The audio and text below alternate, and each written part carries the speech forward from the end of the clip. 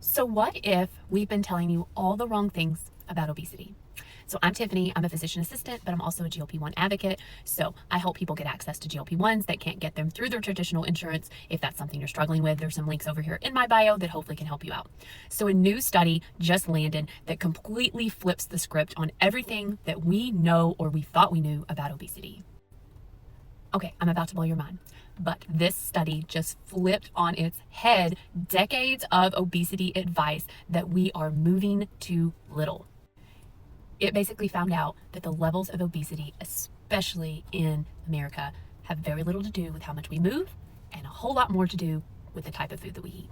Okay, so for years, we've been taught and told that people are obese because they eat too much and they don't move enough.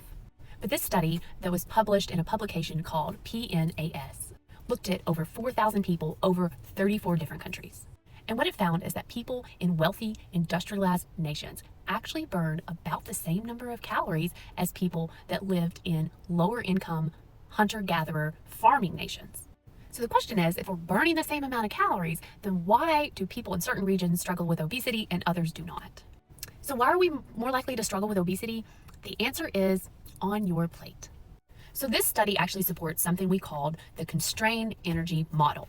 It's a little bit complicated, but basically it is a theory that your body has a calorie thermostat, or a better way of explaining it is the more activity you do, the more calories your body's going to burn. The less activity you do, the less you're going to burn, and your body just regulates your other internal processes depending on your activity.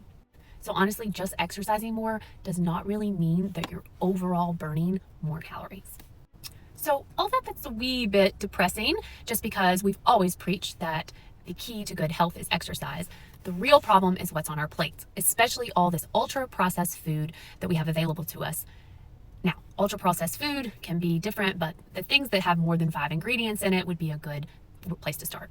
So in the study, they found that increased calorie intake was 10 times more responsible for obesity than movement was ever responsible. So these highly engineered foods hijack your hunger signals.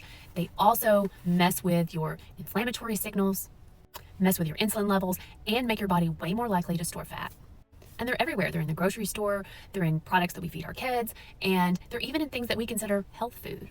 So this study confirms what a lot of us has been saying for a while. It's not just about calories in and calories out. It's about the quality of the calories that you're intaking.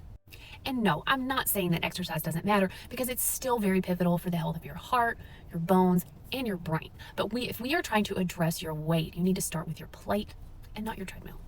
So I urge you, if you've been working out and struggling to lose weight, then you need to look at your ingredients, not just your macros, because your body actually knows the difference. And I will say that GLP-1s can be an amazing addition to this, because they help re-regulate some of those hormones that some of these really highly engineered foods have gotten dysregulated. So if that's something you want to hear more about, then just hit me up here in the comment section and I'll see if I can help you.